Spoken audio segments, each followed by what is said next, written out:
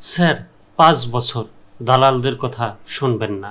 রাজধানীর supreme court প্রাঙ্গণে অবস্থিত জাতীয় ঈদগাহ ময়দানে পবিত্র ঈদুল আজহার প্রধান জামাতে নামাজ আদায় করেছেন অন্তর্বর্তী সরকারের প্রধান উপদেষ্টা অধ্যাপক ডক্টর মোহাম্মদ ইউনূস। শনিবার সকালে জামাত শুরু হয় ঠিক ৭:৩০টায় এবং শেষ হয় ৭:৪৩।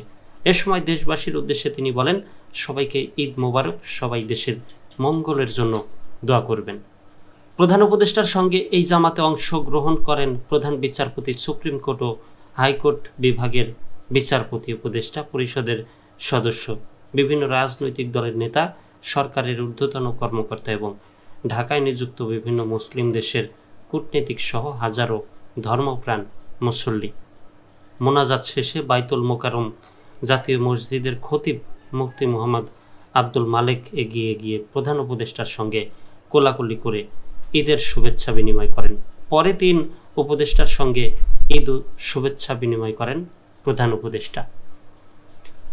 এরপর প্রধান উপদেষ্টা সবাইকে ঈদ মোবারক জানান। সালাম দিয়ে তিনি বলেন, সবাইকে আজকে একসঙ্গে ঈদের জামাতে পেলাম, সবাইকে ঈদ মোবারক জানালাম, সবাই এই পবিত্র দিনে দেশের মঙ্গলের জন্য দোয়া করবেন, আল্লাহ হাফেজ।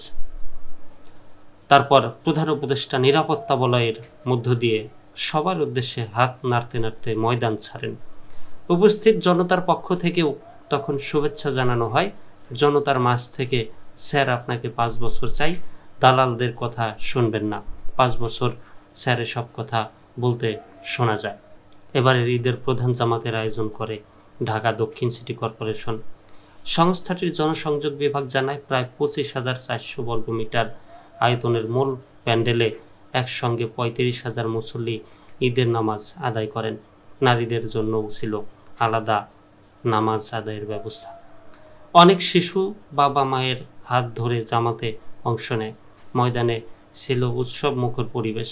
মুসল্লিদের নিরাপত্তা নিশ্চিত করতে এবং আয়োজন সুশৃঙ্খলভাবে পরিচালনায় পুলিশ, র্যাব সহ বিভিন্ন আইন শৃঙ্খলা রক্ষাকারী বাহিনী সার্বক্ষণিক দায়িত্ব পালন করছে।